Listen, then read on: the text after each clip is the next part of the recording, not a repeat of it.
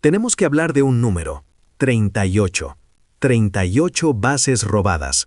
Ese fue el total asombroso, el total impensable que Juan Soto registró en la temporada 2025 con los Mets de Nueva York, después de una carrera donde su máximo histórico nunca había superado las 12. Era la encarnación visible de un cambio sísmico en la identidad del club, una transformación que convirtió a Soto, el bateador monstruoso, en una amenaza tridimensional imparable. Pero ahora, escuchen bien. Steamer, la voz fría y sin emociones del análisis predictivo, nos dice que ese número se reducirá a 20 en 2026. 20. Es la manera que tiene la analítica de decir, ¿ese milagro que viste el año pasado? No lo des por sentado. La pregunta que nos congela la sangre no es si Soto olvidó cómo correr, es si los Mets olvidaron el valor de su propia infraestructura. El arquitecto de ese milagro, por supuesto, no es otro que Antoine Richardson. No era simplemente el entrenador de robo de bases. Él era, en esencia, la infraestructura de robo de bases de los Mets. Si uno observa los datos, la magnitud del logro es casi absurda. 147 robos en 165 intentos.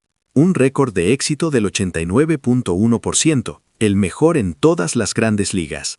Esto no es solo una buena racha, es un programa perfeccionado, llevado al extremo, que dictaba que la decisión inteligente de salir se fomentaba y ser atrapado no era una humillación personal, sino información valiosa. El ex-manager de la Liga Nacional, el profesor Guzmán, lo dijo sin rodeos en una entrevista para The Athletic. Richardson no enseña velocidad, enseña anticipación. Es el único coach que he visto que puede reducir el tiempo de reacción de un corredor en 0.2 de segundo, simplemente enseñándoles a leer el tendón de Aquiles del lanzador. Esa filosofía era el motor que convirtió a Soto, quien nunca había destacado por su primer paso explosivo, en un ladrón de élite. Había informes de que Richardson había analizado cada uno de los 6,000 lanzamientos que Soto enfrentó en 2024 para identificar patrones minúsculos. Eso no es coaching, es obsesión a nivel cuántico. El clímax de esta tragedia, que aún se está desarrollando, es la separación.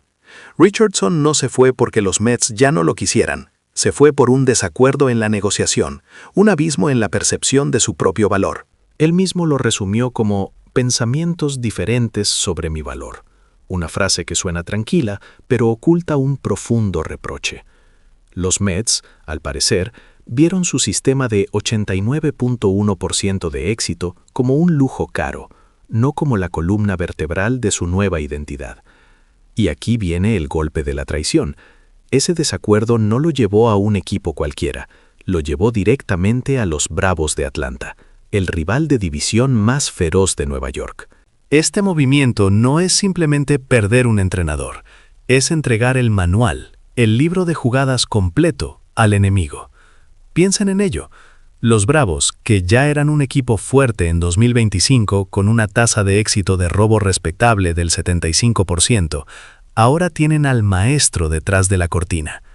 Richardson no solo conoce las técnicas que enseñó a Soto, conoce las debilidades que observó en los lanzadores de los Mets, conoce los ángulos de cámara que los Mets usaban para el videoanálisis, conoce en esencia el ritmo cardíaco de sus exjugadores. Muchos aficionados de los Mets se apresurarán a contrarrestar el argumento de Steamer. ¿Y qué si Richardson se fue? Los jugadores siguen siendo rápidos. Soto no olvidó cómo correr. Y aquí es donde la mentalidad amateur choca con la realidad de la élite.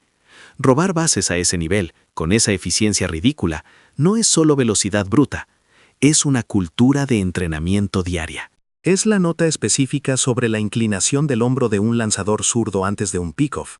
Son los recordatorios constantes, el pulso diario de que la decisión inteligente debe ser alentada. El sistema de Richardson era un motor de retroalimentación constante. El salto de Soto a 38 bases no fue una casualidad del talento, fue la culminación de ese programa. Richardson se aseguró de que Soto entendiera que el arte del robo se basa en un cálculo de riesgo específico. Un corredor con una velocidad promedio de carrera de 27.5 pies por segundo necesita un primer paso de 2.1 segundos o menos para tener una posibilidad de éxito del 85% contra la mayoría de los receptores. Richardson no solo le dio ese número, sino que le dio las claves visuales para lograrlo. Ahora, ¿quién mantendrá esa exigencia diaria? ¿Quién grabará y analizará obsesivamente cada nueva tendencia en la liga? ¿Quién se sentará con Soto después de una noche fallida para recordarle que el fracaso es solo información? Steamer, con su predicción de 20 robos, no está juzgando la capacidad atlética de Soto. Está prediciendo la inevitable regresión a la media que ocurre cuando la infraestructura de élite desaparece. Si Richardson no está allí para asegurar que cada corredor mantenga su tasa de eficiencia en el 89%, esa tasa caerá. Si cae al 80%, los jugadores serán menos propensos a correr y el efecto dominó ahogará la ofensiva. El arma que los Mets construyeron para sí mismos, una ofensiva basada en la presión constante en las bases, se está oxidando. Y mientras los Mets se ajustan a la cruda realidad de tener que correr con menos confianza, Richardson está aplicando esa misma ciencia exacta en Atlanta. Imaginen la escena. Los Bravos de Atlanta, que en 2026 ya están liderando la división, ahora tienen una eficiencia en robo de bases que podría acercarse al 85% gracias a la experiencia de Richardson, manteniendo una presión constante sobre los Mets. Los Mets tienen todavía jugadores rápidos y tienen buena resistencia, pero mantener esa eficiencia líder en la liga nunca fue un sentimiento, fue un programa. Y ese programa, ese conjunto de secretos, ahora viste los colores de su rival más odiado.